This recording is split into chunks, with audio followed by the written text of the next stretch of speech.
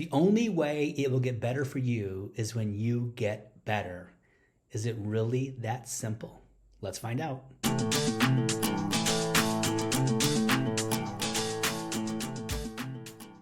The last 6,000 years reads like this: opportunity mixed with difficulty.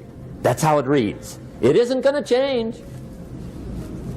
The man says, well, if it isn't going to change, how will my life ever change? Answer, when you change.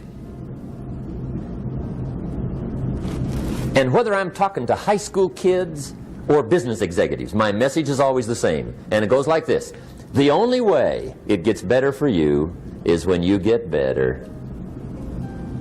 Let me give you the 4 major lessons in life to learn. Here's 4 majors. It's good to study the majors. In our weekend seminar we teach, some people don't do well because they major in minor things. You've got to be on the lookout. At the end of every week, end of every month, you've got to check, make sure you're not spending major time on minor things. Okay, we go through that whole series. Majors and minors. Now, let me give you 2 phrases before we get to the 4 majors. This will set it up and you'll see where I'm going. 2 key phrases for your notes. Here's the first one. Life and business is like the changing seasons. That's the first phrase. Life and business is like the changing seasons. One of the best ways to describe life, it's like the seasons. Now here's the second phrase. Very important. You cannot change the seasons, but you can change yourself. You can't change the seasons, but you can change yourself. And see, that's how life gets better for you, not by chance, but by change. Now, here's the 4 major lessons in life to learn. Here they are. Number 1, learn how to handle the winters. That's lesson 1. They come right after falls, with regularity. Some are long, and some are short, and some are hard, and some are easy, but they keep coming. You must learn to handle the nights. They come right after days. You must learn to handle difficulty. It comes right after opportunity. You must learn to handle recessions. They always follow progressions. For the last 6,000. See, it isn't going to change. The lesson you must learn is how to handle it. And there's all kinds of winters, right? The winter when you can't figure it out. The winter when it all goes smash. The winter when it turns belly up. The winter when it won't work, when you've run out of money and you've got a broken heart. See, those are winter times. There's all kinds. Economic winters, social winters, personal winters. When your heart is smashed in 1,000 pieces and the nights are unusually long, your prayers seem to go no higher than your head. It's winter time. A song of winter. But see, the disappointments come. Those are normal. That's part of life. But the question is, how do you handle it? How do you handle the coming winters and the disappointments and the down times? Well, you can't get rid of January by tearing it off the calendar. But here's what you can do. You can get stronger, you can get wiser, and you can get better. The winters won't change, but you can. And that's how life changes for you. See, before I understood, when it was winter, I used to wish it was summer. I didn't understand. When it was hard, I used to wish it was easy. I didn't know. And then Mr. Schoaf gave me a part of his very unique philosophy when he said, don't wish it was easier, wish you were better. See, that triggered my whole life change. Don't wish for less problems, wish for more skills. Don't wish for less challenge, wish for more wisdom. That's the key. So that's lesson 1, learn how to handle the winters. Here's lesson 2. Learn how to take advantage of the spring. That's the second one. Spring is called opportunity. And spring follows winter. What a great place for it. If you were going to put it somewhere, that'd be the place to put it, right after winter. And pray tell, how often does spring follow winter? Every year with regularity, 6,000. You can almost count on it. See, opportunity always comes. Days follow nights. Isn't that terrific? Opportunity follows difficulty. But here's what you must learn to do. Underline these two words in that key phrase. Take advantage. Underline those two. You must learn to take advantage of the spring. See, just because spring rolls around is no sign you're going to look good come fall. You got to do something with it. In fact, you have to get good at one of two things in life. Planting in the spring or begging in the fall. Or get somebody to do it for you. See, those are about the only alternatives. Now here's what else you must do. Take advantage of the springs quickly, because there's only a few. Just a handful of springs have been handed to each of us. They don't come forever. Life is fairly brief. So you got to read every book you can get your hands on what to do with your springs while they're here. And take advantage, they soon run out. It's brief. So whatever you're going to do with your life, you got to get at it. Don't just let the springs pass. Here's the third major lesson in life to learn. Learn how to protect your crops all summer. You got to take care of what you start. Sure enough, as soon as you've planted your garden in the spring, the busy bugs and the noxious weeds are out to take it. And here's the next bit of truth. They will take it unless you prevent it. And that's the third major skill to learn. You've got to learn to prevent the intruder from taking all the good you start. It's one of the challenges. Here's two key phrases under number 3. First one, all good will be attacked. On this planet. Maybe not the next one we get to, but on this one, all good will be attacked. Every garden will be invaded. Not to think so is naive. And here's the second phrase. All values must be defended. Political values, social values, community values, family values, marriage values, friendship values, business values. Every garden must be tended all summer. Third major lesson. Now here's number 4. Fourth major lesson in life to learn. Learn how to reap in the fall without complaint.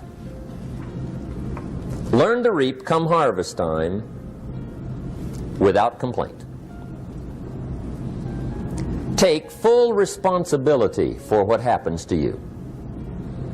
It's one of the highest forms of human maturity, accepting full responsibility. It's the day you know you've passed from childhood to adulthood, the day you accept full responsibility. And another note, learn to reap in the fall without apology. Without apology if you do well, and without complaint if you don't. That's maturity.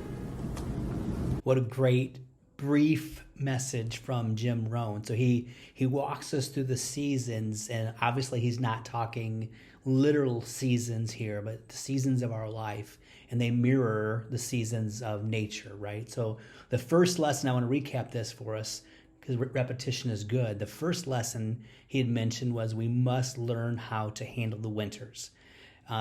Winters are hard in some places, and we all have winters in our life, and he used the example of winters of the heart and winters of work, and things that go wrong. Things will go wrong, and so learning how to handle that makes a big difference. Most people, I don't know of at least of one person who's done well at wealth by complaining their way to the top, by doing any kind of contrary thing. It's by learning how to handle things and overcoming. And he had a couple good statements in here. He's like the winters are opportunities for us to get stronger and to get better and to get wiser. And then he talked about that And don't wish it were easier, wish that you were better. And that's a kind of misconception from some people. People are paid. We're paid to solve problems for people for the most part, right? And the more complex the problem, the rarer the solution is, the more we get paid.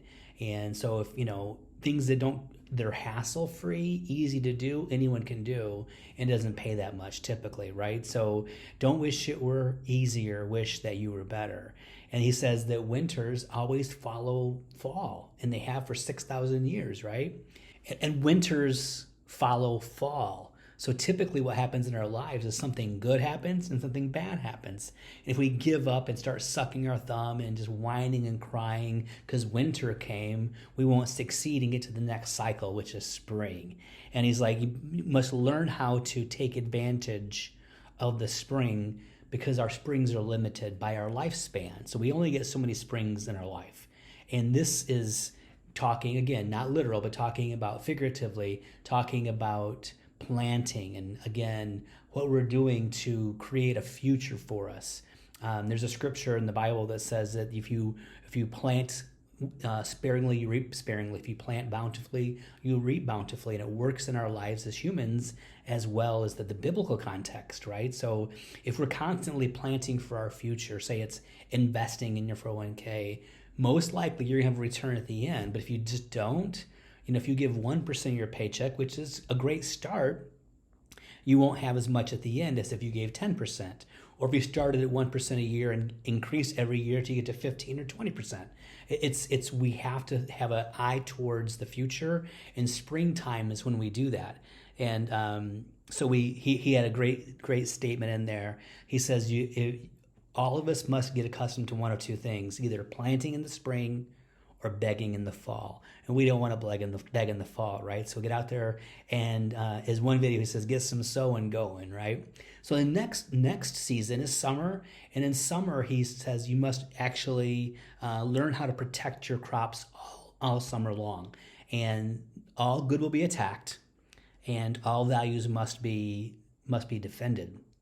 And I think about it, weeds will grow anywhere. Weeds can grow through concrete. Weeds can grow through your driveway. I was driving home today with a bridge by where I work across the river, and there's actually a massive weed that's been growing all from spring, and now it's July of this year, and it's growing through a drain, and it's the weirdest thing. It's growing right there on the side of the road on a bridge, and it will just grow. Growing roses or any kind of flowers or plants that you can eat, or it can be difficult, but weeds seem to grow. So you must push back the intruder, and that those weeds in our lives are important. So remove them from your life. Don't let them take root. And it's easier to weed a little bit every day than it is to pick one day a month, and you get exhausted, So you must learn how to protect your crops all summer long, because all good will be attacked. And the final thought was during the harvest season, he says, learn how to reap without complaint. So he says in a different video that basically what we sow is what we reap. But if we don't sow, we can't reap. So if you get to the end of the season, or you're looking at your life and you're saying, this is all I have, in a video, he says like 2 skinny carrots, whatever, 1 stalk of corn, or you have $50, and you look at it, and it's easy to say, blame the situation, blame a circumstance, blame a family member, blame your boss, blame your company. Blaming doesn't do anything financially good for you. The thing is, what we're reaping now is what we sowed in the past. So learn how to reap in the fall without complaint, because complaining gets you nowhere. Complaining is the worst thing you can do. Maybe it might wake you up and say, I need to make some changes, but complaining won't fix your problem. You cannot complain your way to prosperity. And the other thing he says, that learn how to reap in the fall without apology if you do well. And so if you're seeing yourself and you're doing great and you hit this goal and you're growing more and more financially, don't be ashamed of it, and don't apologize for it. I encourage you, inspire you to be generous. However, you've done nothing wrong if you did this thing legally and ethically, right? If you're a bank robber, then that's a different story. But if you actually just have done your job and done your job well and you're reaping for it, great for you. If you've invested and your investments are paying off, great for you. If you've taken a side hustle and you're scaling it, great for you. No need to apologize. So there we go, Jim Rohn on the seasons of life. I hope this video has been a blessing to you. If it has, please like, subscribe, and share. Comment, please. And I will see you soon in a new video. Blessings.